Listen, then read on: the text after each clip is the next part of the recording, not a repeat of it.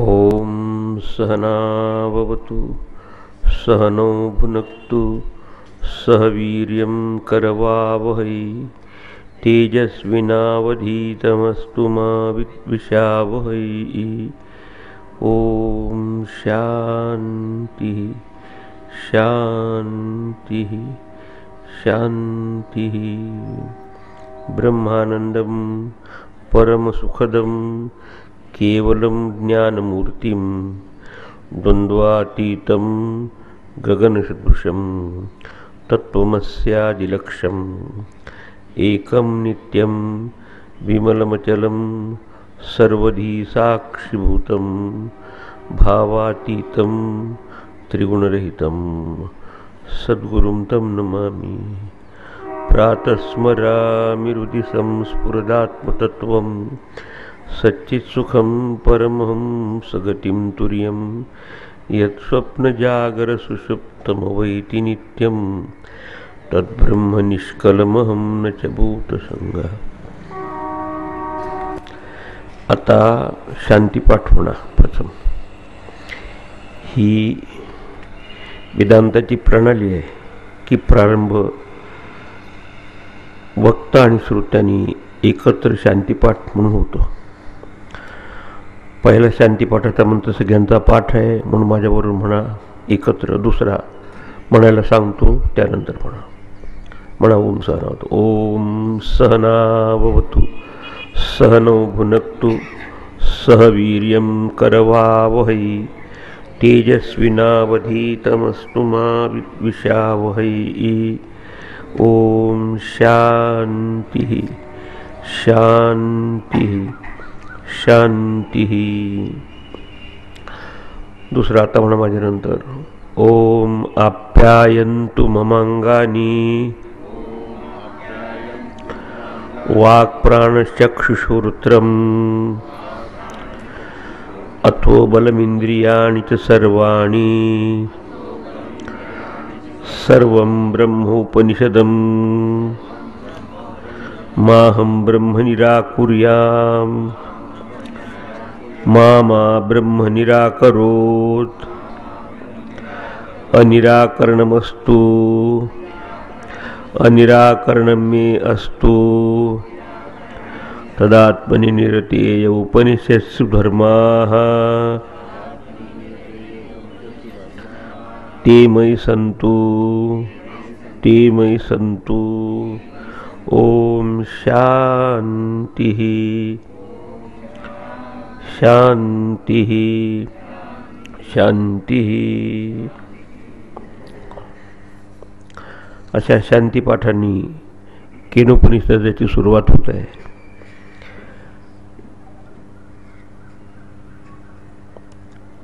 विद्यार्थी जेव्हा चिंतनाला बसतो अंतर्मुख होऊन, तर प्रथम त्याचा संबंध येतो आपल्या मनाशी।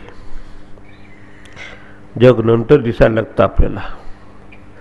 मन म्हणजे विचारांचा प्रवाह। तिथूनच या प्रश्नाची सुरुवात झाली। आपण पाहिलं काल, तर जेव्हा पाहिलं की वेगवेगळे प्रकारचे विचार येत असतात मनात, आपण बसतो एका जागेवर पण मन एका जागेवर बसू देत नाही। शिवाय मन तेव्हाच कार्य करतं की जेव्हा प्राण असेल आपल्यात। आणि मन आणि प्राण हे असताना बाहेरच्या जीवनात आपण जेव्हा संपर्कात येतो जगताशी, तेव्हा हे इंद्रियही असले पाहिजे त्याला साथ देणारे। तेव्हा आपल्याला पाहणं, ऐकणं, वास घेणं, चव घेणं सगळं जमू शकतं। तर त्याने अंतर्मुख होऊन प्रश्नाला सुरुवात केली की ज्यांनी आपण काल बघितलं की हा तल्वकार शाखामध्ये हा 9वा अध्याय आहे।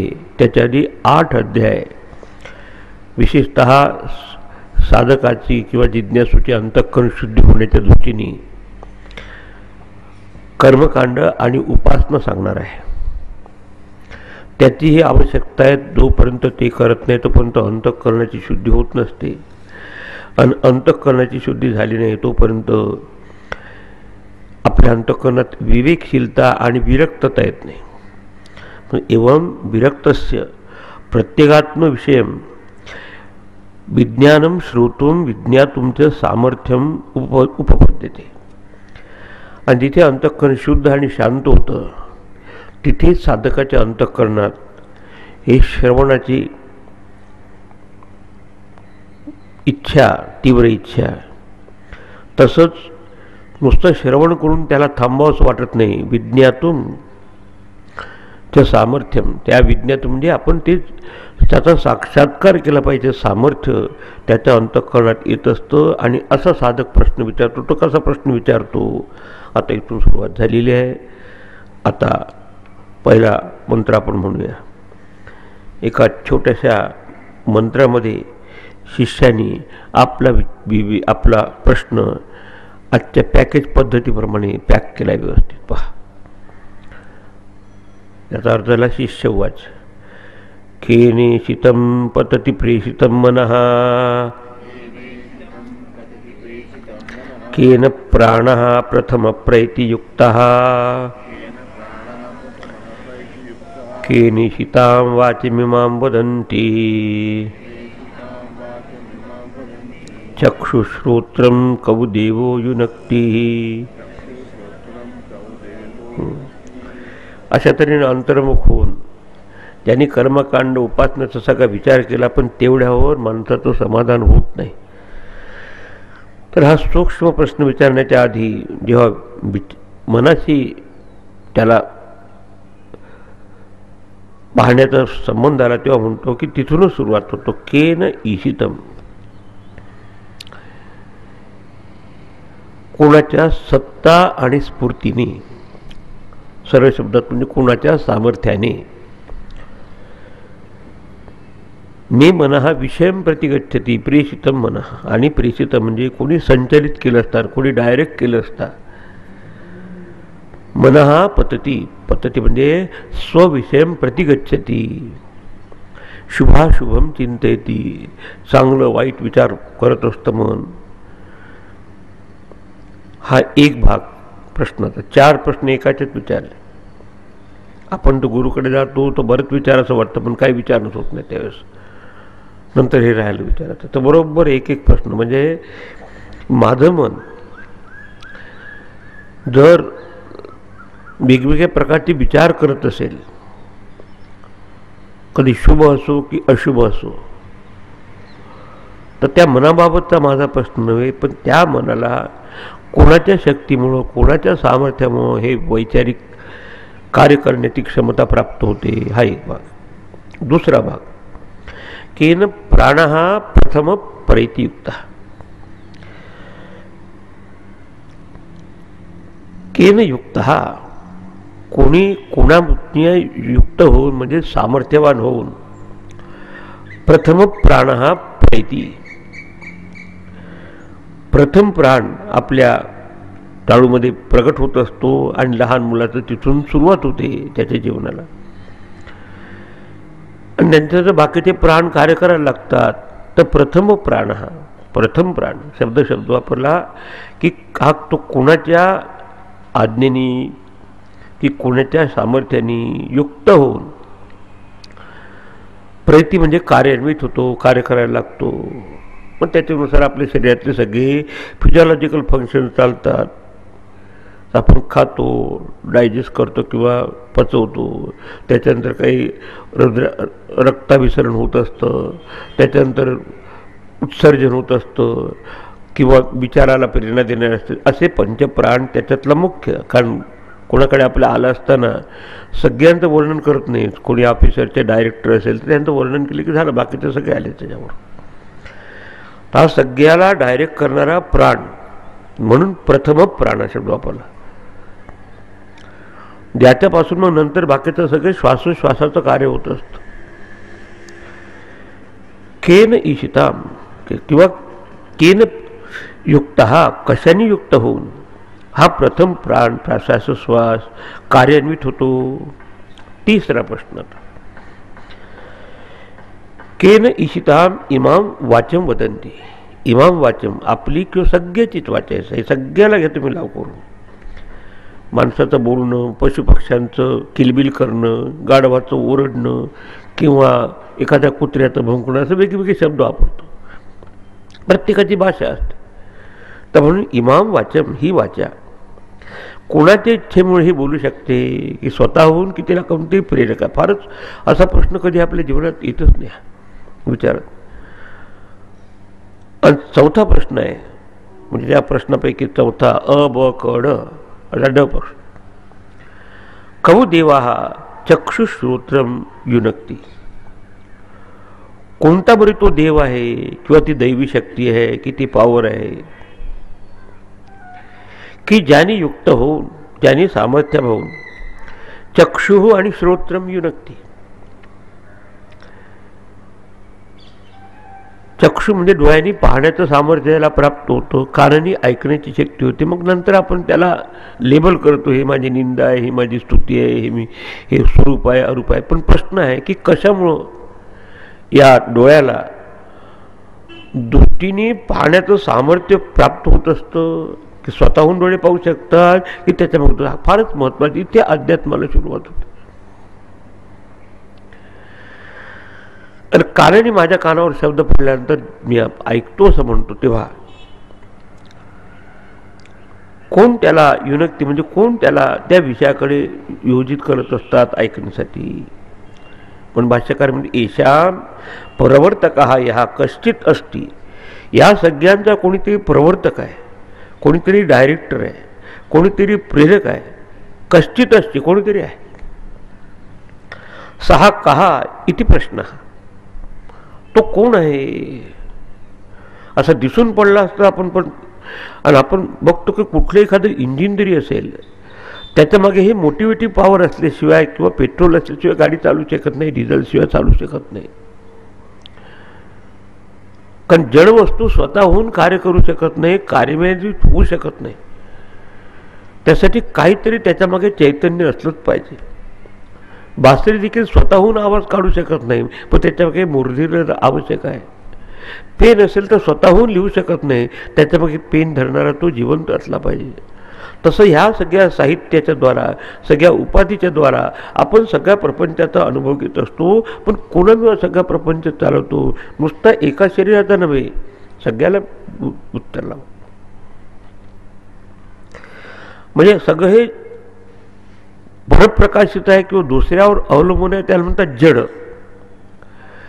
आणि ज्याच्यावर अवलंबून होऊन ते प्रेरित होऊन कार्यान्वित होत असतं त्याला म्हणतात चेतन. एवढा विवेक प्रथम आपल्या मनात आला पाहिजे वेदांतात प्रवेश करत असताना. आता हे प्राणादी आहे किंवा अंतःकरण म्हणजे मन म्हणत असताना व्यापकतेने अर्थ घ्या प्रत्येक गोष्टीचा. मन म्हणजे अंतःकरण चतुष्टय. काल तुम्हाला सांगितलं, मन, बुद्धी, चित्त, अहंकार.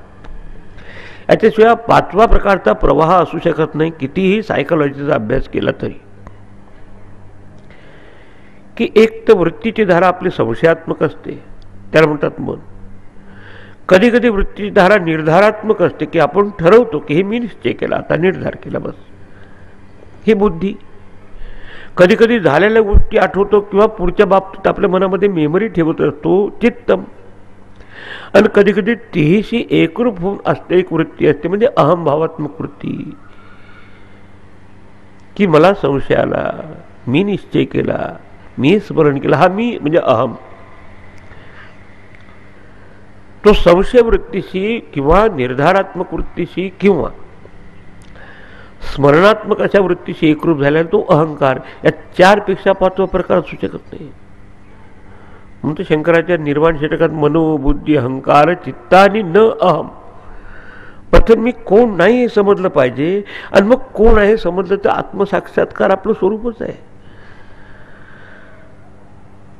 त्यासाठी इथून सुरुवात केली पाहिजे, एन्क्वायरी करत असताना की चौकशी करत असताना की कोणामुळे हे सगळं अंतःकरण चतुष्टय चालतं. हा मन म्हणत असताना अंतःकरण चतुष्टय उपलक्षणीने त्याचा अर्थ घ्यायचा. प्राण म्हणत असताना सगळ्या प्राणात प्रथम प्राणा शब्द वापरला त्याने. जसं कोणी आला हेड ऑफ द डिपार्टमेंट त्याला केलं की बाकीचं सगळे आले. आणि त्या प्राणाचं आपल्या स्थूल उदकात होणारं प्रगटन आहे ते म्हणजे आपल्या याच्यात असलेला श्वासोश्वास. तर प्रथम प्राण केन युक्त प्रैती, कोणामुळे युक्त होऊन, कोणामुळे सामर्थ्यवान होऊन कार्यान्वित होत असतो. आपल्यामध्ये सर्क्युलेशन होतं, डायजेशन होत असतं, एक्सक्रिशन होत असतं, विचार करत असतो. किंवा कधी कधी आपल्याला आवश्यक ती शक्ती आवश्यक असते जास्त, ती कशामुळे प्राप्त होते, तो जो प्राणाचा प्राण आहे तो कशामुळे चालू शकतो की काय तो स्वतःहून कार्य करतो. श्वासोश्वास, आता श्वासोश्वास देखील तर काय कायम राहू शकत नाही. तिसरा मुद्दा आता वाचम इमाम वदंती केन ईशिता, कोणी प्रेरणा दिली असता, कोणी इच्छा केली असता, कोणी डायरेक्ट केलं असता. इमाम वाचम वदंती, ही वाचा काम करते. तर वाचेचं आपल्याच्या 4 प्रकारचं वर्णन केलं आहे. परा, पश्यंती, मध्यमा, वैखरी. विचार जेव्हा त्या चैतन्य स्वरूपाशी एकरूप होतो तो परावाणी आहे. त्यानंतर सगळे लोक बघू शकतात आपला विचार आलेला, पश्यंती, त्याच्यापासून पश्यंती झाला तो बघतो माणूस आता बरोबर आपले हे विचारात येते. अजून त्याला शब्द सापडले नाही, पश्यंती. नंतर हळूहळू शब्द आतल्यात धोंडाळत असतं माणूस की कसं बोलून दाखवायचं ते, मध्यमा. आणि नंतर आपल्या वैखरीतून म्हणजे बाहेर शब्दवाणीतून प्रकटतात. हे झालं वाणीचं रूप. आता जसं मन हे अंतःकरणाचं प्रतीक आहे, प्राण म्हणजे आपल्यामध्ये असलेल्या सगळे जे कार्य चालले असतात देहाचे, ज्याला फिजिओलॉजिकल फंक्शन म्हणतात, त्याचं प्रतीक आहे. तर वाचा कसलं प्रतीक आहे?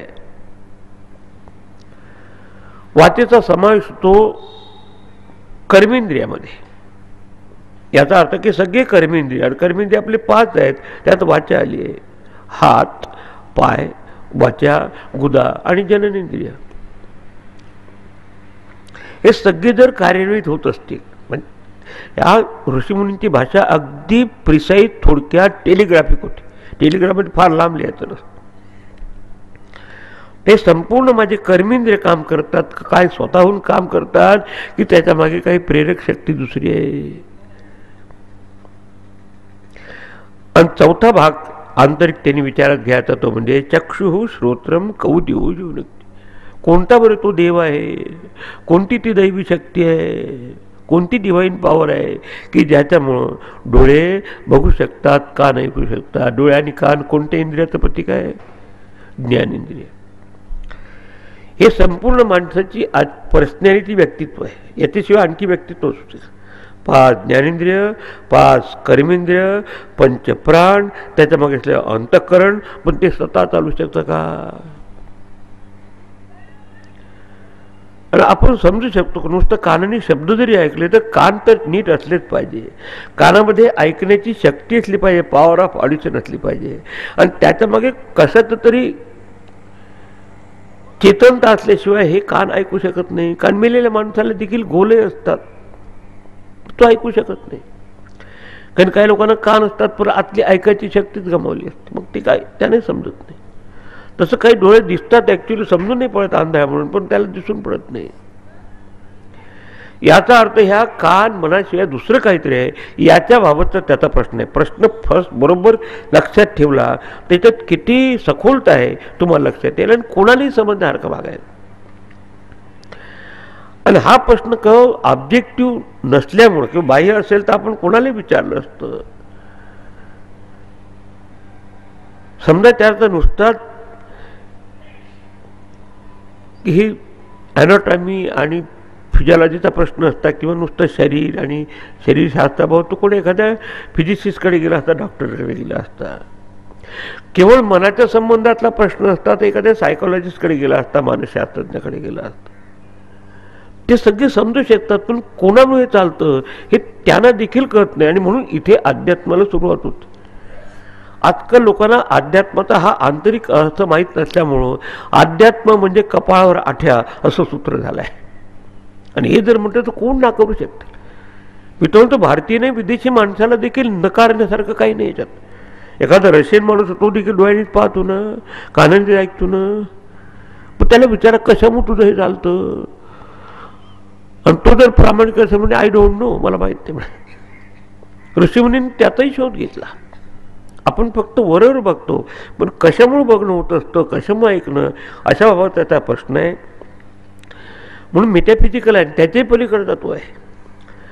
आणि अशा तऱ्हेने आता बाकीचं त्याचं कार्य सांगता येईल की स्वविषयम प्रतिगच्छती. प्रत्येकाच्या विषया म्हणजे अंतःकरणाची उर्मी तिकडे जात असतात. शुभाशुभम चिंतेती. कधी चांगले विचार येतात, कधी वाईट विचार येतात, पण केवळ विचाराला बघू नका. विचार ज्याच्यामुळे प्रेरित होतात तिकडे लक्ष लावा. त्यालाच म्हणतात मेडिटेशन, ध्यान. सतत तक्रार सुरू असते की माझ्या मनात फार विचार येतात. येऊ दे विचार, पण कोणामुळे विचार येतात? त्या उगमस्थानाबाबतचा याचा प्रश्न आहे. अशा प्रश्नाचं उत्तर आपल्या स्तरावर मिळू शकत नाही. म्हणून तद्विज्ञानार्थम स गुरुमेवापि गच्छेत. म्हणजे त्यांनी शांततेने विचार केला, आपल्या स्तरावर प्रश्नाचं उत्तर घेण्याचा त्यांनी प्रयास केला, पण त्याच्या स्तरावर त्याला प्रश्नाचं उत्तर मिळू शकलं नाही. तसं एखादा लहान मूल आपली सावली पाहायला जातो, त्याला सापडतच नाही, परत तो जातो.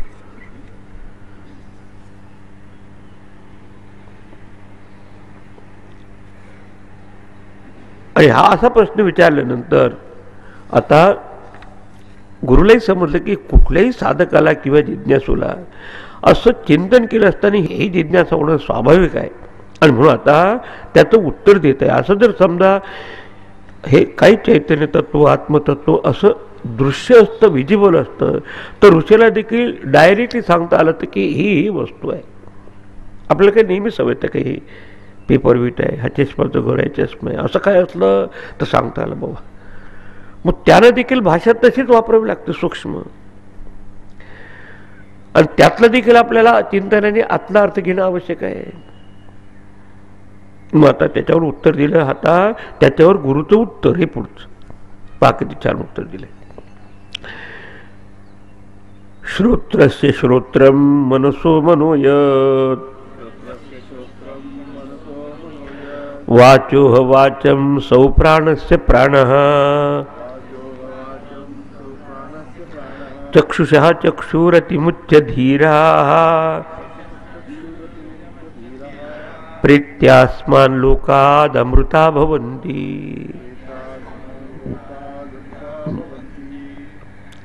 आता सांगितलं मला की ऋषींना देखील गुरुजींना देखील फार पंचायत होती की कसं सांगावं. आता तर दृश्य विषय असतो, चटकन आपण त्याला सांगितलं की हे आहे बाबा तू विचार. पण नेत्राच्या आतली गोष्ट आहे, कानाच्या मागची प्रेरक शक्ती आहे, प्राणाच्या मागचं काय सामर्थ्य देणार आहे त्याच्याबाबत तुझा प्रश्न आहे. आणि म्हणून ऋषी त्याला म्हणतात की तुला श्रोत्र माहीत आहे ना, ज्या कानाने तू ऐकतो ते श्रोत्र नव्हे, श्रोत्रस्य श्रोत्रम. यत श्रोत्रस्य श्रोत्रम, जो कानाचा कान आहे. आता शब्दशः भाषांतर पहा, सरळ समज आहे, इतकं काही कठीण नाही. मराठी ज्याला ते त्याला हे संस्कृत समज. मनसहा मनहा यत, यत जे काय आहे ते जे तू विचारलंस ते मनाचंही मन आहे. तो आणखीच गोंधळ, तो काही सांगतच नाही डायरेक्ट काय ते, तो ऐकत आहे शांततेने. वाचो हो वाचम, ती वाचीची वाणीचीही वाणी आहे. तुम्ही बघत आहे काय प्रकार आहे हा. प्राणस्य प्राण, सौ प्राणस्य प्राण, तो प्राणाचाही प्राण आहे. आणखी राहिलं चक्षुषः चक्षु, डोळ्याचा डोळा, डोळ्याचाही डोळा आहे. काय प्रकार आहे. मी तर पहिल्यांदा ऐकलं, मला समजत नाही की काय चाललंय उपनिषदेच्या क्लास. आता ठीक आहे असं आहे, तर मग त्याचा साक्षात्कार करायचा तर कसं करायचं, आता तेही त्याची पद्धती आहे. अतिमुच्य धीरा, अतिमुच्य म्हणजे त्याच्याशी तादात्म्य सोडून, त्याच्याशी एकरूप होऊन नाही जडाशी. कारण जड कशाला म्हटलं, जे परप्रकाश आहे. धीरा म्हणजे विचारवान पुरुषांनी किंवा चिंतनशील पुरुषांनी, ज्ञानी पुरुषांनी त्याची प्राप्ती कर कशी. धीरा हा अस्मान लोकात प्रेत्य अमृता भवंती. कारण वास्तवात हे विचारलं नव्हतं विद्यार्थ्यांनी, पण याच्याशी तादात्म्य सोडून या अनात्मामध्ये जो अहमभाव आहे त्याचीच असलेलं तादात्म्य सोडून याला म्हणतात ट्रान्सेंडिंग द आयडेंटिफिकेशन विथ उपाधी, या उपाधीशी असलेलं तादात्म्य सोडून आपल्या स्वरूपाशी एकरूप झालं असताना अस्मान लोकात पेते, लोक म्हणजे अनुभवाचं क्षेत्र, रेल्म ऑफ एक्सपिरियन्स, पाहण्याचं ऐकण्याचं, त्याच्याशिवाय ज्याच्यावर पाहतो ऐकतो त्याच्याकडे चला, ज्याच्यावर विचार करतात त्याच्याकडे चला, आणि त्याच्याशी एकरूप होऊन याच्याशी तादात्म्य सोडून अमृता भवंती, अशी जी जिज्ञासू आहे, साधक आहे, मोक्ष आहे, ते अमृत मला प्राप्त होतात. ही फलश्रुती सांगितली. कधी विचारलं एवढं ध्यान करायचं तर काय प्राप्त होणार आहे मला.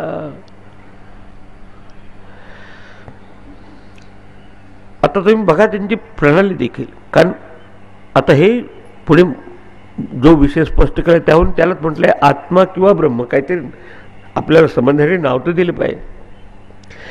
हे वाक्याचं जे परप्रकाश आहे ते अनात्मा, एक जड दुसरं चेतन, तर ते सांगण्यासाठी निर्देशक शब्द वापरले. कुठल्याही प्रकारचं ज्ञान करून कोणाला द्यायचं असेल तर विदिताचा उपयोग करतात आणि अविदिताचं निर्देशन करतात. विदित म्हणजे नोन, माहीत असलेलं, आणि अविदित म्हणजे अननोन, माहीत नाही, त्याच्याबरोबर सांगतात. तर तुला श्रोत्र माहीत आहे ना, कान म्हणजे काय, म्हणाले हो, ऐकतोस ना तू, आणि तुझा प्रश्न कानाबाबतचा नव्हे, कान म्हणजे गोल आहे हे नव्हे, कान म्हणजे त्यात असलेली ऐकण्याची शक्ती ते नव्हे, पण ऐकण्याची शक्ती देखील ज्याच्यामुळे कार्यान्वित होते, सामर्थ्यान होते, त्याच्याबाबतचा प्रश्न आहे. मग नक्कीच हे श्रोत्र नव्हे, मग पॉझिटिव्ह शब्दात काय म्हणणार, नव्हे म्हणण्याच्या म्हणजे श्रोत्र से श्रोत्र, कानाचा कान, याचा अर्थ याच्यापेक्षा वेगळं काहीतरी आहे. तसं रामाची गाय, रामाची गायचा अर्थ राम हा गायीपासून वेगळा आहे. उद्या गायीला डिसेंट्री झाली तर रामाला ॲनिमल हजबंडीचे त्या डॉक्टरकडे न्यायची आवश्यकता आहे का. तसंही समजलं पाहिजे की देहाचं चाललंय कार्य. तसं दुसरं म्हटलंय फक्त रचना बदलली, त्याला मग खरा कोणतेही 4 प्रश्न सोडवा नाही, 4ही प्रश्न सोडवा. गुरुला पेपर दिला त्याने, फक्त विद्यार्थ्याला समजायला सोपं व्हावं म्हणून क्रम त्याने बदलवला, नाही तर मनसो मनोयतपासून सुरुवात केली असती. त्याला स्थूलापासूनच समजतं की डोळ्याने कानाने ऐकतो ना, तिथून तर सुरुवात होते. माझे शब्द देखील ऐकत आहे, कधी तुला पटतं, कधी पटत नाही, कधी समजतं, कधी समजत नाही. तर नुसतं आपल्या बाहेर शब्द गेल्यामुळे नाही. आणि याला सांगतात थिअरी ऑफ परसेप्शन. कुठलेही जेव्हा आपण बघतो ऐकतो तो एकदम त्या पाहण्याचा ऐकण्याचा आपल्याला अनुभव येत नाही. आपल्या बुद्धीच्या मागे असलेलं चैतन्य प्रथम वृद्धीमध्ये प्रतिबिंबित होत असतं.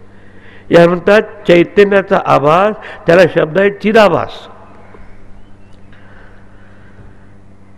एकदम उदाहरण दिलं तुम्हाला की अडगळीची खोली असताना स्टेअरकेसमध्ये आपल्याला काही सामान ठेवले असतात, चौरंग वगैरे 2-2, 4-4 वर्षांनी काढतोस, काही लग्न असेल किंवा काही, आणि नेमकं दुपारच्या वेळेस इलेक्ट्रिसिटीची कृपा झाली. म्हणजे आता आपल्याला तर बघायचं तर आपण काय करतो, आरसा घेत असतो, सूर्याचं प्रतिबिंब त्याच्यावर पडतं.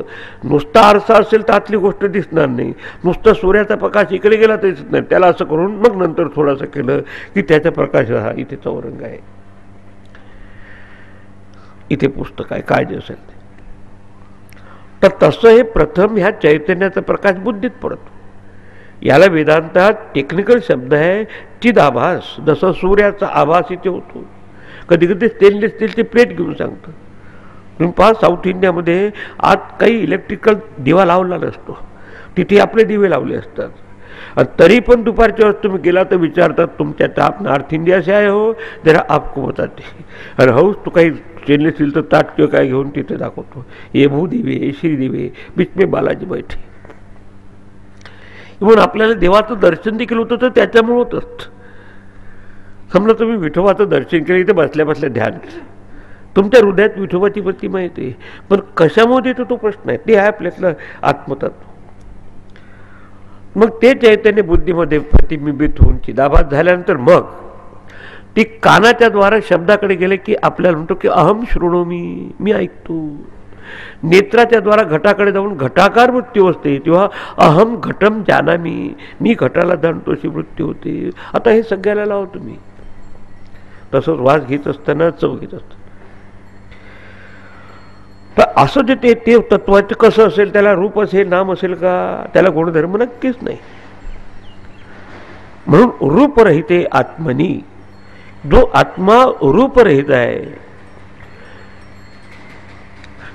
जे ते कसं पुढे सांगणार आहे, तर तत्व चक्षु गच्छती. पण त्याच्या आधी सांगताना म्हणतं की तो डोळ्याचा डोळा आहे. तर डोळा नव्हे, डोळ्यापेक्षा काही, म्हणजे हे डोळ्या म्हणजे गोले झाले, त्याच्यानंतर पाहण्याची शक्ती झाली, त्याच्या मागे मनाची वैचारिक शक्ती आणि विचाराच्या मागे असलेली हे चैतन्य शक्ती, त्याच्याहून वेगळं आहे.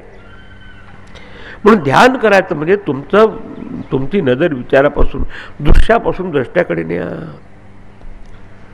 म्हणजे शंकराचार्य एक प्रकरण याच्यानुसार वेदांतानुसार लिहिले आहे.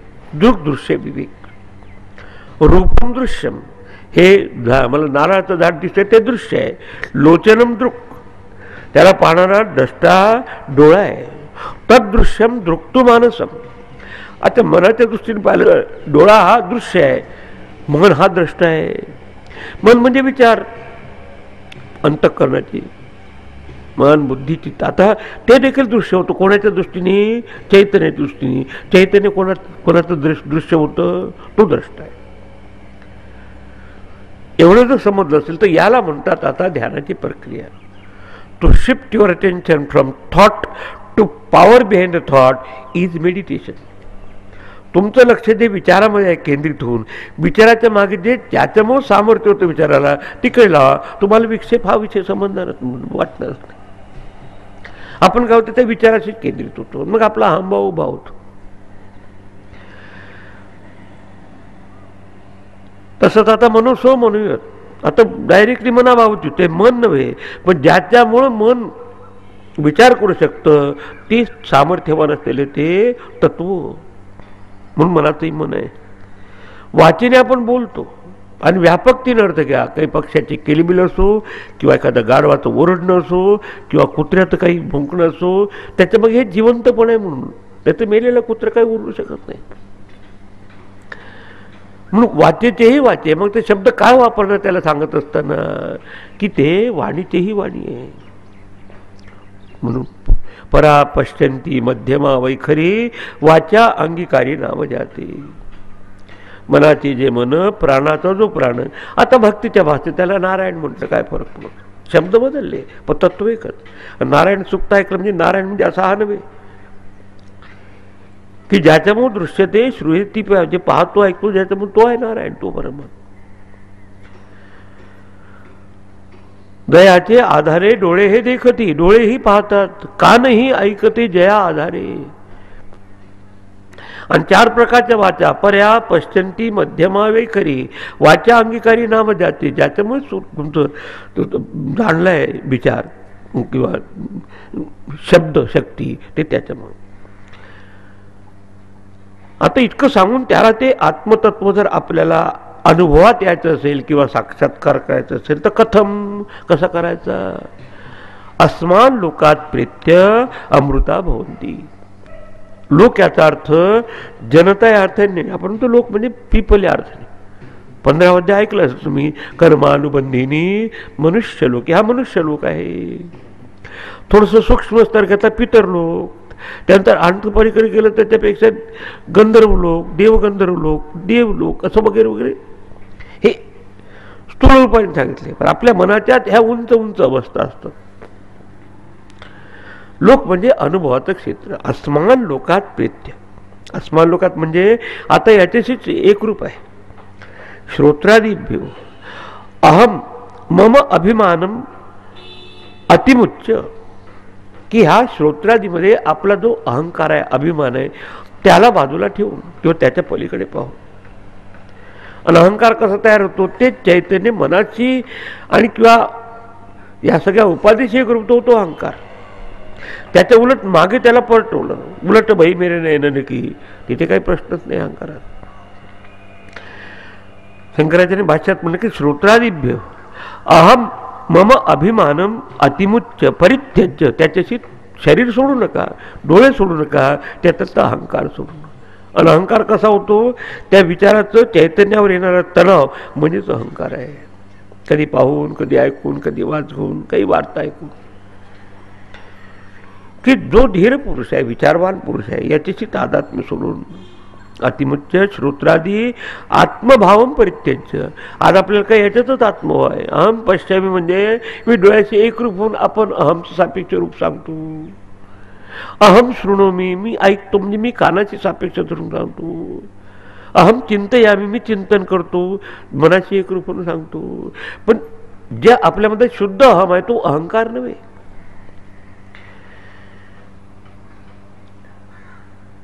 आणि म्हणून हे जे आहे, ज्याला जे अमरत्वाची प्राप्ती आहे, तर मग मर्त्य कशाला म्हटलं आहे? यद विदितम तद अल्पम तद मर्त्यम. विदित म्हणजे जे जाणलेलं आहे, नोन आहे, दृश्य आहे, ते जड आहे.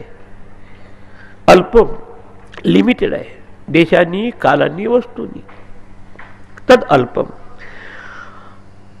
आणि यद अल्पम तद दुःखात्मकम. ते सुखाचं जरी वाटलं कधी दुःखात्मकम. इथे हेयम, हे म्हणजे त्याच्याशी तादात्म्य सोडून एक 5 मिनिटं चुपचाप स्वतःबरोबर राहा. आपलं सतत आयुष्यावर काय असतं की विचाराशी तादात्म्य, विचारांचं बॅस. इंद्रियाणाम विचारताम यन मनोनुविधेते तदस्य हरती प्रज्ञाम वायुर्नाव विवामसी. स्थितप्रज्ञाच्या लक्षणात सांगितलं. तो किती माणूस प्रयत्न करेल तर इंद्रिय बाहेर जातात, इंद्रियाला मनाचं सहकार्य असतं, त्याच्या मग अहमभाव धावत असतो आणि शुद्ध अहम स्वरूप आपल्यातला पण विसरतो. ते आहे सच्चिदानंद स्वरूप आपल्यात. म्हणून नुसतं ते काय सांगितलं रे, पण त्याला जाणण्यासाठी एकच उपाय आहे की श्रोत्रादी आत्मभावम परित्यज्य, म्हणजे त्याच्याची अभिमान सोडून द्या. म्हणून संताचं वचन आहे की कोणी काय म्हणा मद भान नसे या जडदेहाचा जडदेह आहे पण तो मी नव्हे, त्याच्या पलीकडचं काहीतरी.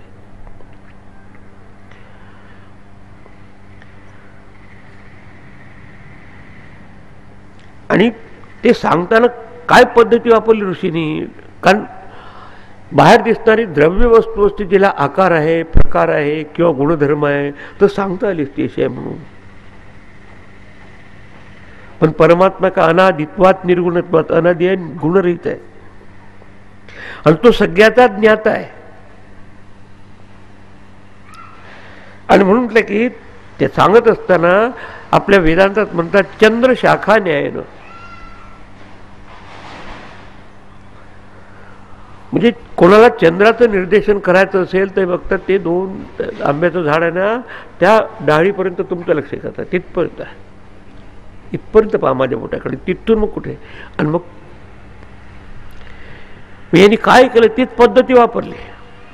तुला श्रोत्र माहीत आहे नाही तर प्रश्न विचारलाच नसता, पण ज्याच्यामुळे चालतं त्याच्याकडे मन वळव आणि ते नक्की त्याच्यापासून वेगळं आहे. बस आता तिथपर्यंत आपल्याला आपले दृष्टी गुरु सांगू शकतील की बघा माझ्या इथे बघितलंच नाही संबंध.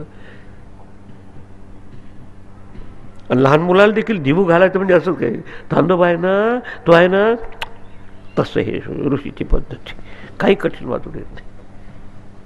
आणि असं करत असताना ज्याच्यामुळे ते सुरू आहे त्याच्याकडे लक्ष असलं पाहिजे. झालं. आणि त्याला म्हणतात अतिमुच्य, म्हणजे सगळ्या प्रकारचं ते तादात्म्य सोडून. आणि त्याच्यामुळे बाकीचं तादात्म्य सुरू होतं घरी आपलं, घर दार मुलबा तिथेच आपला हा मम. शंकराचार्य एक स्टेप पुढे जाऊन म्हणतात पुत्र मित्र कलत्र बंधुषु अहम मम भावम त्यक्त्वा. त्याच्याशी मी आणि माझेपणाचा तादात्म्य सोडून हे, याची जर दृष्टी हवी असेल. आता हे सांगितलं आणि त्याचे फलश्रुती सांगितले. अमृता भवंती अमरण धर्मा भवंती. या बाबतीत 2 प्रकारचे मत आहेत तत्वज्ञानाची. काही जे द्वैतवादी आहेत ते म्हणतात की मोक्ष किंवा साक्षात्कार मेल्यानंतर होत असतो, विदेह मुक्ती.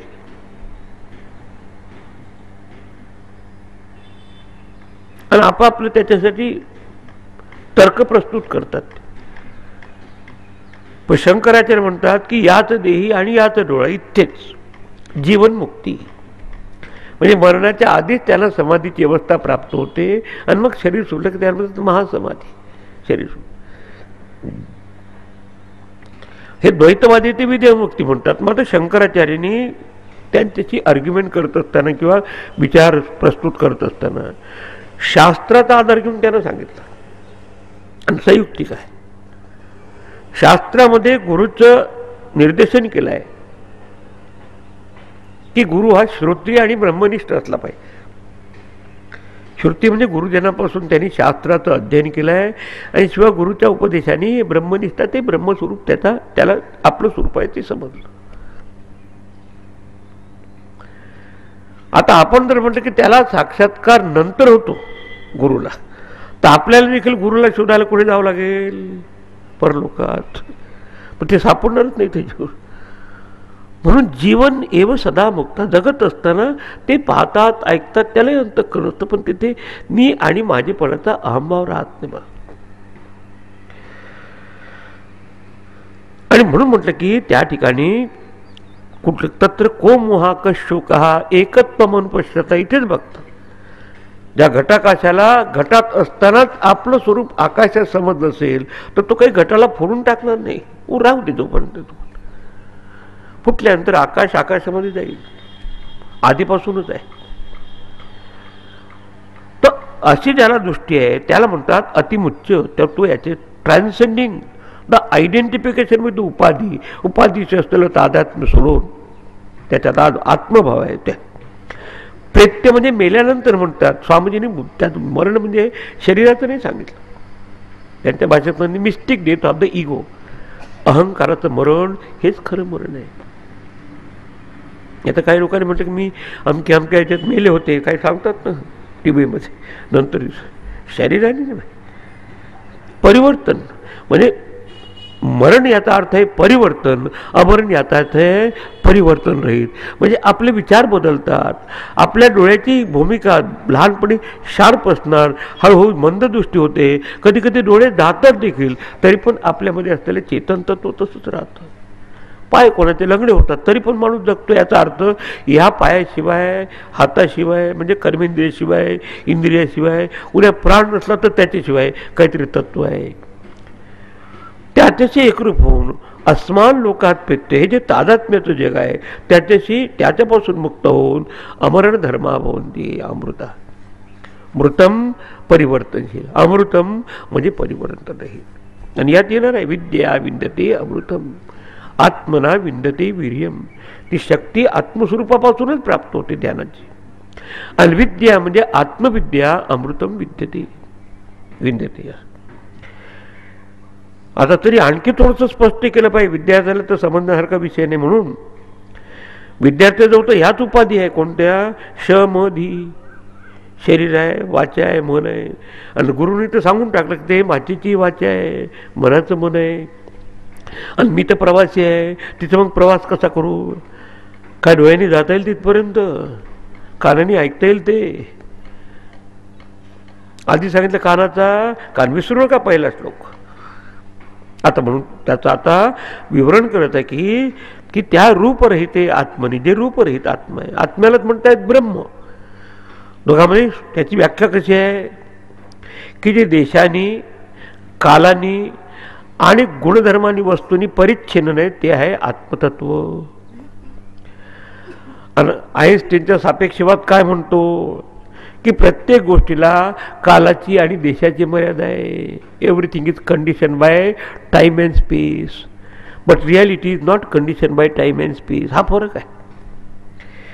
तर त्याच्याशिवाय हे रिलेटिव्हिटीचं म्हणजे सापेक्ष जगत राहू शकत नाही.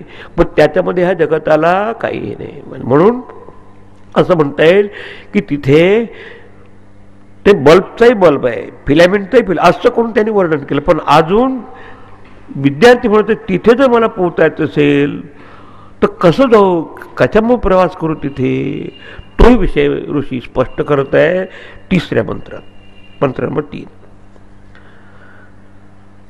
अजून नाव नाही दिले त्याला, डिलिव्हरी व्हायची आहे मुलाला. आता न तत्र चक्षुर गच्छति न वाग गच्छति नो मनः न विद्मः न विजानीमः यथैतदनुशिष्यात् अन्यदेव तद्विदिताद् अथो अविदितादधि इति शुश्रुम पूर्वेशाम् येन तद्व्याचक्षिरे. ऋषी आपली भूमिका स्पष्ट करत आहे की बेटा तू तिथे जायचं तर कसं. तत्र आत्मनी रूपरहिते आत्मनी. आत्म्याला काही कुठं रूप नव्हे. काळा गोळा हिरवा पिवळा एक आत्मा. तुम्ही सांगता कोणी आपला आत्मा कसं. आत्मा म्हणजे चैतन्य. तर तत्र रूपरहिते आत्मनी. रूपरहित जे आत्मतत्व आहे त्या ठिकाणी चक्षुः न गच्छति. तो डोळ्याचा पाहण्याचा विषय नव्हे.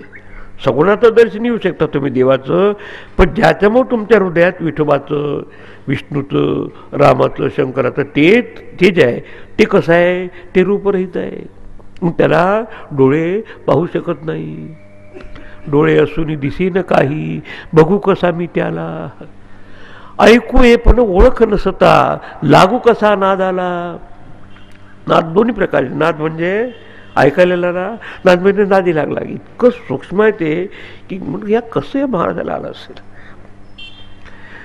मग तत्र वाग गच्छति. मग ठीक आहे नाही डोळ्याने पाहू शकत तर आम्ही त्याला मोबाईल करून हॅलो करू आपल्या शब्दात सांगत. न वाग गच्छति. तो असा बोलत नाही देवाशी. बोला हो मजशी काही बोलत नाही. तो काय बोलणार. मग कदाचित त्या मना ह्या वाचेपेक्षा किती स्टेप बाय स्टेप. बापरे किती कारुणिकता आहे सुरुचीच्या गुरूंची की डोळे जात नाही तर मग कदाचित वाचेने आपण त्याला बोलू नाही. आता वाचेपेक्षा मनाचा वेग भरपूर असतो. बसल्या बसल्या कुठे चक्कर गेले काही सांगता येत नाही. न मनः गच्छति. म्हणजे अंतःकरणाचे चारही कप्पे त्याला विषय करू शकत नाही. कारण अविषयत्वात तो विषयरहित आहे.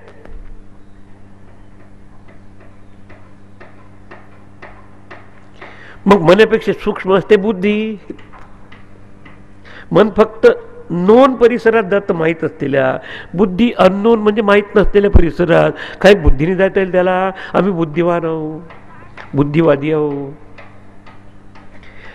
न विद्मः. ऋषी स्वतः सांगत की आम्ही देखील ते तत्व कसं आहे न विद्मः आम्ही जाणत नाही. तर प्राकृत बुद्धी काय जाणेल. म्हणजे ऋषी जाणून देखील जाणण्याचा अहंकार ठेवत नाही. न विद्मः यथा एतदनुशिष्यात. आता मन म्हणजे त्याच्यात मन बुद्धी चित्त अहंकार सगळं आलं. आता तुम्ही जाणता का महाराज त्याला. तर म्हणतात आम्ही जाणत नाही त्याला. मग तुमच्याकडे आम्ही कशाला शिकायचं ते विचारल्यानंतर सांगणार. आपल्या टाळक्यात काय विचारायचं त्याला आधीच समजते बरोबर. न विद्मः न विजानीमः. आम्ही जाणत नाही. आणि चांगल्या तऱ्हेने म्हणजे दुसऱ्याला कसं शिकवावं. एतद अनुशिष्यात न विजानीमः. की हाऊ टू टीच अदर. दुसऱ्याला कसं शिकवायचं. कारण ऑब्जेक्टिव्ह विषय असेल बाह्य तर शिकवणं सोपं आहे. आणि आधीच भूमिका स्पष्ट केली. तर मनः गच्छति म्हणजे अंतःकरण तिथे न गच्छति जात नाही. म्हणजे त्यात बुद्धी आली. मग तो बुद्धीचा इंटेलेक्च्युअल विषय असेल तर सांगता आला. पण तो ॲक्च्युअल आहे. ऋषी म्हणते आम्ही जाणत नाही. कसं काय जाणत नाही. यथा एतदनुशिष्यात. तो शिष्यांना ते कसं शिकवावं हे आम्हाला माहीत नाही. आणि झोप लागेपर्यंत तुमचे सगळे प्रयत्न आहे. झोप लागल्यानंतर म्हणता का मला झोप लागली म्हणून. आणि कोणी जर म्हणतं तर काय समजावं. आजकाल बोर्ड लावतात साक्षात्काराची. लहान मुलाची बाळा झोपला का. आई मी झोपलो समजायची. तोपर्यंत तू झोपला नाही. आणि झोप लागते त्या बोलतात तिथे. दिलं मस्त बना फिर क्या बोले. तिथे मितूपणाची झाली बोलवणं काय सांगणार. स्तवावे कवण कवणा लागी म्हणून काय सांगत. म्हणून ऋषी म्हणतात न विद्मः. आणि याचं कारण सांगत. ही शास्त्राची खरोखर शास्त्रोक्त पद्धती आहे की कुठलंही विधान केल्यानंतर त्याचं कारण सांगतात. का व्हाय बाबा. आता पुढची लाईन सगळ्यांनी अंडरलाईन करून पाठ झाली पाहिजे. पुढचा केवढपर्यंत तुम्हाला त्रास देणार आहे थोडंसं. आणि विचारणार की ते समजले कसे. याचं कारण अन्य देव तद विदिताद अथो अविदितादधी. ते विदित म्हणजे माहीत असलेल्यापासून, ज्ञाताहून ते वेगळं आहे अन्यत, आणि अज्ञाताच्या ते पलीकडचं आहे. सरळ शब्दात म्हणजे ते जाणीवेच्याही पलीकडे आहे आणि नेणिवेच्या पलीकडे. जाणीव नेणीव भगवंती नाही. ऐका, आत्ता मग तुम्हाला हरिपाठ येईल लक्षात.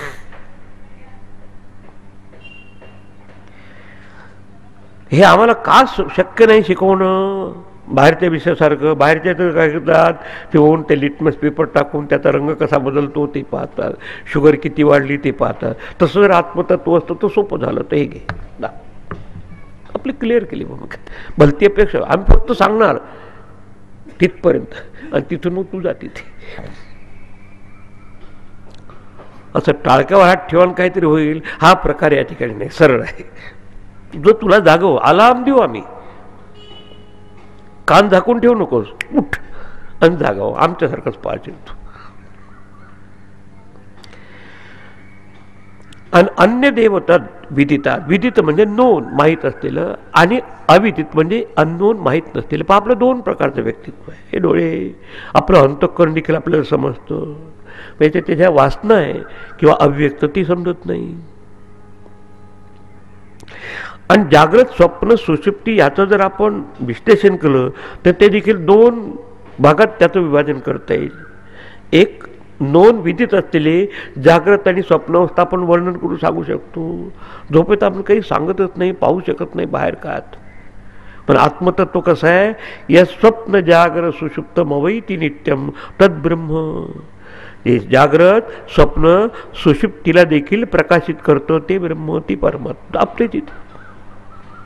आणि म्हणून ते नोन मुख्यापासून वेगळं आहे. म्हणजे जागृत आणि स्वप्न ह्या जागृत अवस्थेत इंद्रियाची उपलब्धी असून मन काम करत असतं, मनासहित इंद्रियासहित आपण पाहतो.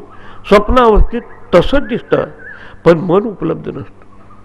समजा तुम्हाला प्रवचन ऐकताना दिसलं, जनरली असे नाही दिसत, पण एक समजू बरोबर असंच चित्र दिसणार, फक्त त्या ठिकाणी सूक्ष्म रूपाने बघता, आता प्रत्यक्ष रूपाने पाहत. पण दोन्हीही विदित या परिसरात, विदित म्हणजे नोन, माहीत असते, ज्ञात, आणि अवित म्हणजे अज्ञातम, अविदितम. त्यांनी काय म्हटलं आहे, अन्य देवतात विदितात, विदितात अन्य, अदर दॅन द नोन, आणि अविदितात अधि, अधि म्हणजे बियॉन्ड, पलीकडे, अननोन त्याही पलीकडचं आहे. आणि ते कसं सांगितलं, इथे शुश्रूम पूर्वीशाम. त्यांनी जेव्हा प्रथम गुरुकडून ऐकलं त्यापूर्वी आमच्या आचार्यांनी देखील आम्हाला असंच सांगितलं की आम्ही तुम्हाला फक्त त्याचं निर्देशन करतो, प्रवास तुम्ही आपणहून जातील. इथे शुश्रूम पूर्वीशाम, पूर्व आचार्याकडून आम्ही ऐकलेलं आहे. येणंच तद व्याच चक्षिरे. त्यांनी आपल्या अनुभवसहित हे स्पष्ट करून सांगितलं. याचं कारण शंकराचार्य म्हणतात की तो ज्ञानाचा विषय नव्हे, तो ज्ञान स्वरूप आहे आत्मा. ज्ञान स्वरूपत्वात हे तीन शब्द तुम्हाला माहीत आहे, सत, चित आणि आनंद. सत म्हणजे तो अस्तित्व स्वरूप आहे, चित म्हणजे तो ज्ञान स्वरूप आहे, आणि आनंद म्हणजे सुख स्वरूप आहे. स्वरूपात काहीतरी बाहेरनं विशेषण लावायचं नसतं, ते आहे तसंच. म्हणून ज्ञान स्वरूपत्वात, he being of the nature of knowledge, he is not the object of knowledge. तो ज्ञानस्वरूप असल्यामुळे परमात्मा तो काही ज्ञानाचा विषय नव्हे. आणि म्हणून तू जर प्रवास करतो म्हणशील डोळ्यांनी तर तत्र चक्षुः न गच्छती, न वाचाही तिथे पोचू शकत नाही, मनाची पोच नाही. आणि आमच्याकडून अपेक्षा करशील की तुम्ही आम्हाला असं ऑब्जेक्टिव्ह शिकवा, तो कोणीही तुला फक्त निर्देशन करता जाईल. कसं चंद्रशाखा न्यायनं तिथपर्यंत, तिथून तू जा प्रवेश. आज जायचं म्हणजे आपल्या स्वरूपाकडे. सुत गुंतले उकलावे, मानत मानत न्यावे स्वरूपाकडे. आपलं ते मग तुला देखील प्रचिती येईल. ज्यांनी प्रचिती घेतली अशा आचार्यांनी, जे श्रोत्रिय आणि ब्रह्मनिष्ठ गुरु होते, त्यांनी देखील आम्हाला असं सांगितलं. त्यांच्या गुरुने त्यांच्या गुरुला तसं सांगितलं. शेवट परमात्म तत्वच गुरुरूपाने प्रकटलं. गुरु साक्षात परब्रह्म. आणि परब्रह्म कसं आहे, देशाने कालानी वस्तूंनी परिच्छिन्न नसलेलं, देश काल वस्तू अपरिच्छिन्नम ब्रह्म आत्मत. आपली भूमिका स्पष्ट केली. आता हे सर्वसाधारण माणसाला असं समजत नाही, पण अनुभवाने सांगताय. आता पुढचा भाग त्या पद्धतीचा आहे. आणि तसं पाहिलं तर कोणालाही असं बुद्धीच्या दृष्टीने समजण्यासारखं आहे, पण हे बाहेरनं केवळ ट्युशनही नाही, पण बाय इंट्युशन म्हणजे अंतर्दृष्टीने कोणी साधक त्याला अनुभवू शकतो. तर तरी पण हे निर्गुण निराकार समजायला कठीण आहे. केनोपनिषद थोडंसं पेशन्स ठेवा. तुम्हाला हाच भाग तुम्हाला गोष्टी रूपाने सांगणार. शेवट यक्षाचा आख्यान मोठं छान, यक्ष प्रश्न म्हणतात आजकाल. फक्त हे समजल्यानंतर मग तेव्हा त्याचा अर्थ तुम्हाला लक्षात येईल की गुरु किती प्रयत्न करतात आपल्या स्तरावर येऊन शिकवायचा. काहीच नसेल तर शेवट गोष्टी रूपाने सांगतात की कसं त्या ठिकाणी आत्मनी गमनम असंभवात, आत्मस्वरूपामध्ये गमन म्हणजे नेत्राचं, श्रोत्राचं, मनाचं नाही. असं म्हणतात न तत्र बल्ब गच्छती, न हीटर गच्छती, न कूलर. तिथे बल्ब हीटर इलेक्ट्रिसिटी पॉवर हाऊसमध्ये आहे, तिच्याशिवाय बल्ब हीटर कूलर काम करत नाही. समजलं ना. उद्या बल्ब हीटर कूलर सगळे फोडून तोडून टाकले तरी पॉवर हाऊसमध्ये ते निर्विकार आहे. ते कसं आहे, अमरण धर्म आहे. हे कसं आहे, मरणशील आहे. यद दृष्टम तद नष्टम किंवा यद विदितम तद अल्पम तद मर्त्यम. आणि म्हणून जे सगळ्याचं ज्ञान जाणणार आहे त्याला कोणी जाणत नाही. शंकराचार्य भाष्यात आणखी श्रुतीचा मागोवा घेऊन सांगितलं आहे. विज्ञातारम अरे केन विजानीयात. तो सगळ्याला जाणणार आहे त्याला कसं जाणू शकेल. तुमच्या आमच्या भाषेत रामकृष्ण परमहंसांनी उदाहरण देऊन सांगितलं, परमात्मा भगवंत आहे कसा, तो सगळ्याला पाहतो पण त्याला कोणी पाहू शकत नाही. म्हणजे पडद्याच्या बीवीसारखा तो आहे. ती त्या छिद्रातून तुमचा चेहरा पाहते पण तिथं दिसतो का. एसीत बसलेला माणूस बाहेरचा माणूस बघू शकतो कसा बसा, पण बाहेरच्या माणसाला दिसत नाही. हे झालं त्याचं निरुपाधिक स्वरूप. तसं आपल्या गीतेच्या 15व्या अध्यायात आहे की त्या ठिकाणी नतत भासयते सूर्य. सूर्य त्याला प्रकाशित करू शकत नाही, चंद्रमा नाही, अन्न पावकहा. सूर्य कशाचं प्रतीक आहे, नेत्राची देवता सूर्य. म्हणजे न तत्र चक्षुर गच्छती. ब्रह्मांडाचा डोळा देखील त्याला प्रकाशित करू शकत नाही, मग हे डोळे काय पाहतील. दुसरा चंद्रमा मनसो जाता, मनाचं प्रतीक. म्हणजे संपूर्ण विचार एकत्र केले तर जो विचाराचा प्रकाशक आहे त्याला प्रकाश. किती छान आहे पहा. शेवट म्हणजे न पावकहा. अग्नी कशाचं प्रतीक आहे, फायरी स्पीच. म्हणजे किती शब्दात वर्णन केलं तर त्याला त्याचं वर्णन होऊ शकत नाही. त्याच्यामुळं जे शब्देविण संवादी जे इंद्रिया नेणिता भोगी जे बोला आधी झोंबी जे प्रमेयासी. त्याचं वर्णन शब्दाशिवाय करतात. दोन महात्म्य अशा अवस्थेत असले स्तब्ध होऊन जातं. इंद्रिया निनिता भोगीजे. इंद्रियाला न समजता ते प्रमेय म्हणजे ते सगळ्याचं तत्व आहे, सगळ्याला जाणणारं. आणि बोला आधी झोंबीजे प्रमेयाशी. शब्द प्रकटण्याच्या आधी त्या परतत्वाचा स्पर्श झाला असतो आणि म्हणून ते या उपाधीचा संबंध नाही. पण आपल्याला हे निरुपाधिक समजत नाही म्हणून आणखी थोड्याशा खालच्या स्तरावरून सांगत आहे ही कारण. तर ते म्हणजे आता हे उपाधीचं कार्य होत असताना ते निरुपाधिक उपाधिरहित स्वरूप तत्व कसं आहे. ऋषी आता पुढच्या त्यात एकाच प्रकारचा विचार सांगितला आहे. मंत्र नंबर 4 पासून बाकीचे 4 मंत्र. आता सुरुवात करते वाचेपासून. यद्वाचानभ्युदितं येन क्वाभ्युद्यते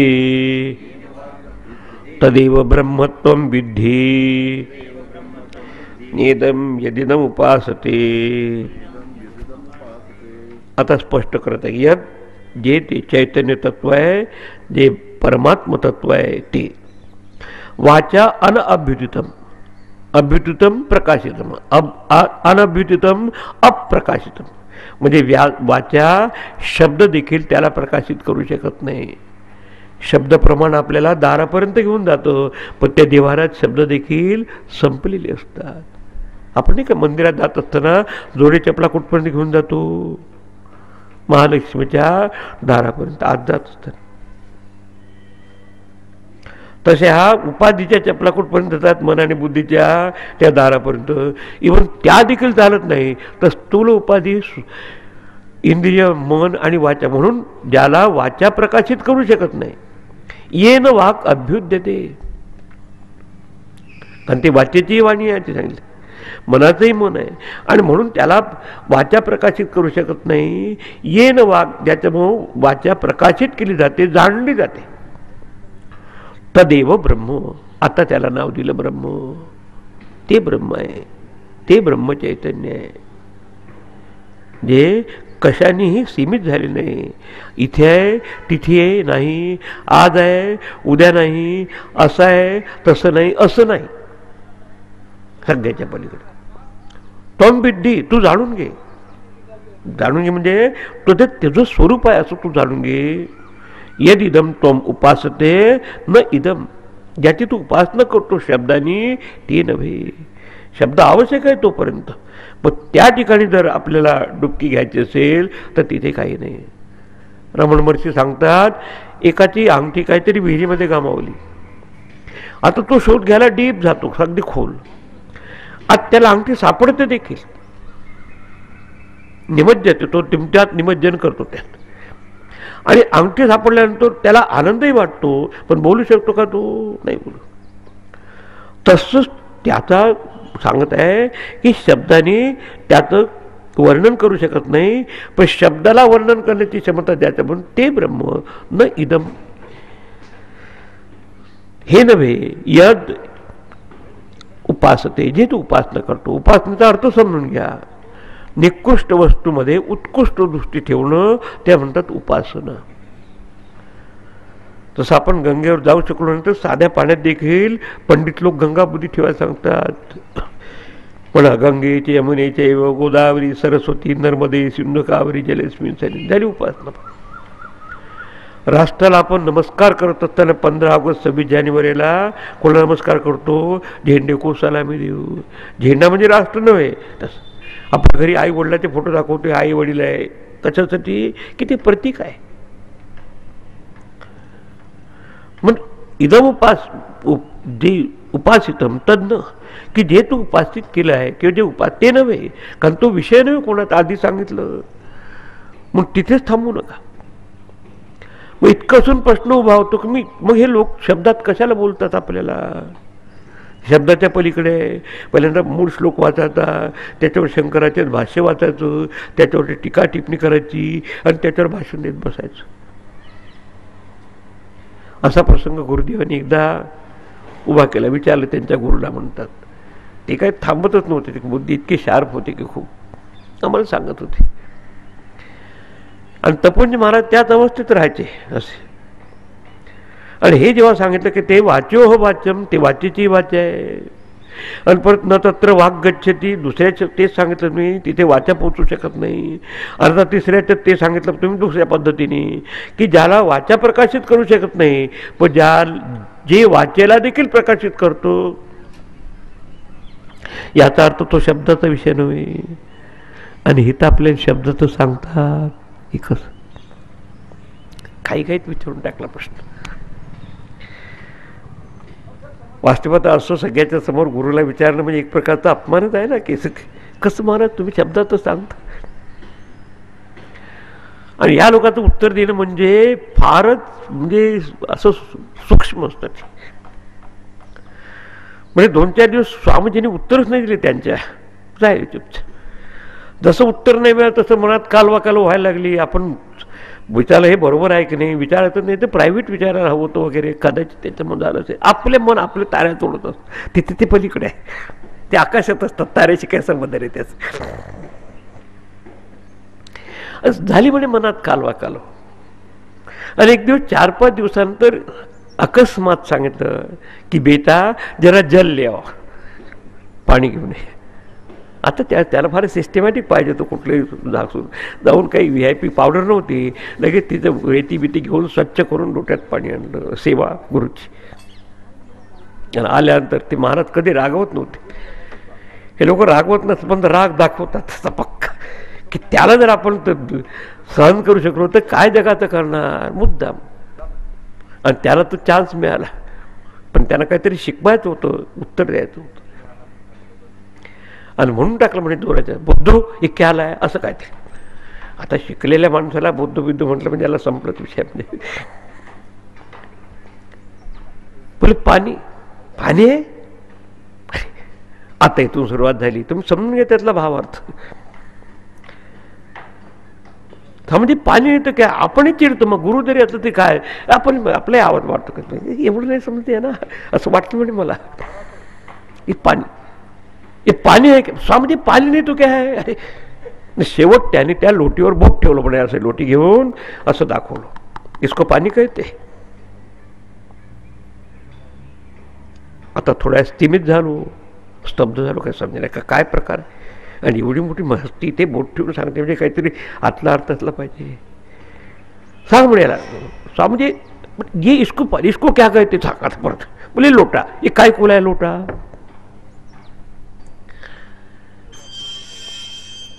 स्वामीजी लोटे के बगैर पाणी कैसा ला सकता. झालं किती छान आहे बाबर.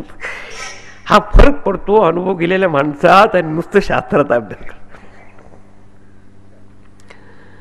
आता तू विचारलं होतंस ना मला किती, आता प्रेमाने बिलकुल रागवून देखील त्यात जर दुसऱ्या क्षणात काहीच राहत नाही तिथे. विचारलं होतंच ना. हो काय विचारलं होतं. आणि सांगितलं होतं काय, वाचेची वाच आहे, आपण शब्दाशिवाय कसं शक्य आहे. फक्त आता तू पाणी मला दिलंस, मी काय घेईल, लोटा नाही पिणार, पाणी पिणार. तसे हे गुरुचे शब्द, तयाचे शब्द ऐकावे, मनी मुरवून जिरवावे, तरीच मग मोक्ष पद पावे. शब्दाला धरून राहू नका, शब्दाने जे सांगितलं त्याला धरा आणि ते आपलं स्वरूप जाणं. समजलं. नाही ते हे एवढे शास्त्र कशाला झाले असतं. आपण उद्यापासून येणं बंदच केलं असतं की बरं आहे बाबा नको. पण अतिंद्रिय विषय शास्त्र एव प्रमाणम, शास्त्र ते प्रमाण आहे जवळ नेणार बस. आणि ते फक्त दारापर्यंत घेऊन जातो आणि नंतर वाटतं तर गुरु एक किक मारणार तुम्हाला आणि तुम्ही चुपचाप तिथे बस संपलं. पण आपली तशी तयारी पाहिजे. म्हणून नेदम यदिदम उपासते. म्हणजे आता मग आता उपासना करायची की नाही. उपासनेशिवाय तुमचं अंतःकरण शुद्ध होणार नाही. अंतःकरण शुद्ध आणि शांत झाल्याशिवाय जिज्ञासा तीव्र होणार नाही. जिज्ञासा तीव्र झाल्याशिवाय हे श्रवणाची गोडी लागणार नाही. श्रवण नीट केल्याशिवाय मननिधी ध्यासन होणार नाही. मननिधी झाल्याशिवाय साक्षात्कार शक्य आहे. आणि म्हणून उपासनेला थोडं समज आहे. पण तिथेच अडकून राहू नका. ते अरिथमॅटिक टेबल सारखं आहे. लहान पोराला घेतात ना, मोठं झाल्यानंतर आम्ही देखील पहिल्यांदा बेरीज करायचं म्हणजे 9 सांगितलं, 4 आणि 5 लिहान मग मोठा 1 2 3 4 5. आता 5 आणि 4 9. मग काय आता याच सारखं बाकीचं सगळे आहे. कारण काय की हा चैतन्य म्हणजे अविषयत्वात, हा विषय नव्हे, सगळ्याचा जाणता असल्यामुळं खूपच गोड आहे केनोपदेश. आणि हे समजलं म्हणजे मग कृष्णाचं वक्तव्य काय, जेव्हा अहम मी शब्द वापरतो तेव्हा लक्षात येतं हे गुरुजींनी ह्या शरीराच्या मनाच्या भूमिकेतून त्या तत्वाच्या दृष्टी. आता तसा मनाच्या बाबत चला आता मनाबाबत. यन मनसा न मनुते येनाहुर मनोमतम तदेव ब्रह्मत्वं विद्धि नेदम यदिदम उपासते. त्याचंच सारखे शब्द आहे. यत मनसा न मनुते, ज्याचं मनाने मनन किंवा चिंतन किंवा कल्पना केली जात नाही. येन मनहा मतम इति आहो, की ज्याच्यामुळं मन चिंतन करत असतो असं म्हणतात. त्याचा पहिला प्रश्न काय होता, केने शितम पद्धती प्रेषितम मनहा. मनहा शुभाशुभम चिंतयती, मन हे शुभाशुभ चिंतन करतं. पण म्हणाले की ते मन त्याचं देखील चिंतन करू शकत नाही आणि त्याचं चिंतन करण्याची क्षमता देखील त्याच्यापासून येते. पुढे येणार आहे की जे मनाने कल्पना करता येत नाही त्याची, पण येन ज्या चैतन्यामुळं मनहा मतम इति आहू, आहू म्हणजे आचार्यांनी सांगितलं की मनामध्ये, मनाचा अर्थ काय, संकल्प विकल्पात्मक मन, संकल्प विकल्प, निश्चयात्मिका बुद्धी, निश्चय करणारी बुद्धी, चिंतन करतो चित्तम, चिंतन करणारे चित्तम, आणि अहम कर्ता भोगता किंवा ते कर्ता भोगता असलेला अहंकार. हे चारही विचाराच्या प्रकृती जाणण्यासारखं नाही. तदेव ब्रह्मत्वम विधी, ते तू ब्रह्म आहे असं तू जाणून घे, आपलं आत्मस्वरूप म्हणून. जाणणं म्हणजे ऑब्जेक्टिव्ह नाही, ते तुझं स्वरूप आहे असं जाणून घे. न इदम यदि न उपासते, जे मनाने उपासना करतो ते नव्हे. म्हणजे पहिले सांगितलं की शब्द प्रमाणाचं देखील तो दारापर्यंत नेणार आहे, बाकी तिथे शब्दाचं देखील काही चालत नाही, निशब्द होऊन जातो. मग चांगदेवाला जेव्हा पत्र लिहिलं ज्ञानेश्वरांनी तर म्हणाले असं आहे, एक आरसा दुसऱ्या आरशाला काही स्पॉट नसताना येतो असं आहे. तिथे कुठली उपाधी नको. तसंच मन, विचारचा प्रवाह म्हणजे मन, जसं नदी म्हणजे कशाचा प्रवाह तुम्हाला सांगितलं एक दिवस. तर ज्याच्यामुळे हे मन कार्य करतं त्याला मन देखील जाणू शकत नाही, पण मनाला चिंतन करण्याची क्षमता ज्याच्यापासून मिळते. पुढे याचं सगळं विवरण तुम्हाला शेवटच्या अत्यंत सोपं पद्धतीने सांगणार आहे. अभीष्टम संकल्प हा मनः असं म्हणतात की सतत सतत विचार करत असतं, पण त्याच्याशिवाय नाही. आणि म्हणून ज्याच्याशिवाय विचार प्रकट होऊ शकत नाही, पण ज्याला विचार प्रकटित करू शकत नाही ते ब्रह्म तू जाण. न इदम यदि न उपासते, म्हणजे दुसरं जे प्रमाण आहे ज्ञानाचं त्याला म्हणतात अनुमान प्रमाणाचा देखील तो विषय नव्हे, म्हणून ते न मनः गच्छति म्हटलंय. प्रत्यक्ष प्रमाणाचा तो विषय नव्हे, न तत्र चक्षुर गच्छति म्हटलंय. शब्द प्रमाण देखील तिथपर्यंत नेतं, आवश्यकता आहे शब्दाची, पण त्या ठिकाणी शब्द सगळे थांबलेले असतात. आणि म्हणून असं इथपर्यंत पुढे आता चला ते 5 मिनिटं जास्त जे करून देतो, म्हणजे पुढचं शिक्षण फार मजेत आहे अनुभवाच्या दृष्टीने. यच्चक्षुषान पश्यति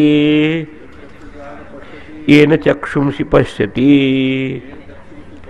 तदेव ब्रह्मत्वं विद्धि नेदम यदिदम उपासते. आता तुम्हाला देखील सहज भाषांतर समजणार आहे. यत जे चैतन्य परमात्म तत्व चक्षुषान पश्यति, डोळ्यांनी पाहता येत नाही, येन चक्षुंषि पश्यति, ज्याच्यामुळे डोळे पाहू शकतात तो डोळ्याचा डोळा. तदेव ब्रह्म, तेच ब्रह्म आहे असं तो जाण. तेच म्हणजे दुसरं काही नाही, पलीकडे नाही. कुठ आकाशात बसलं शुक्रवारी रविवारी येतं किंवा गुरुवारी शुक्रवारी असं नाही. तम विद्धी म्हणजे तू ज्ञानी आपलं स्वरूप म्हणून. यद इदम उपासते इदम न, आणि जे ते कशाने आपण डोळ्यांनी पाहतो ते नव्हे. पण कोणी म्हणतात आज का मी डोळ्यांनी पाहिला, उत्तर काय झालं, न तत्र चक्षुर गच्छति, ते काय न चक्षुषा पश्यति. आजकाल मला काहीतरी लाईट दिसतो, सांगायचं लाईट दिसतो ना, ते दृश्य आहे का दृष्ट आहे. आजकाल मला आतले शब्द ऐकायला येतात, कसं हे इथे थांबावं लागतं त्याला. काही लोक तेवढ्याच थांबले आपल्याच्यात, आणि त्याचे बरेच काही अनुभव आहे की डोळ्यांनी पाहिलं की झालं दर्शन. हे इथे नाही बसत शास्त्र. सगुणाचं दर्शन ठीक आहे तिथपर्यंत, तेवढं तरी होणं तर पुण्याचं काम आहे. पण ज्याच्यामुळे तुम्हाला सगुणाचं दर्शन होतं तो कसं आहे, गुणरहितम असं किंवा विचाररहित असं. म्हणून पुढे म्हणतात यत् श्रोत्रेण न शृणोति येन श्रोत्रमिदं श्रुतं तदेव ब्रह्मत्वं विद्धि नेदम यदिदम उपासते. तर ज्याला कान ऐकू शकत नाही, म्हणजे जे कानाने ऐकलं जात नाही, येन इदम श्रोत्रम श्रुतम, ज्याच्यामुळं आपल्या श्रवणेंद्रियाला ऐकण्याची क्षमता प्राप्त होते किंवा त्याच्यामुळे ऐकू शकतो, तदेव ब्रह्म, ते ब्रह्मत्व आहे. त्वं विद्धि न इदम यदिदम उपासते, हे दिसतंय नव्हे.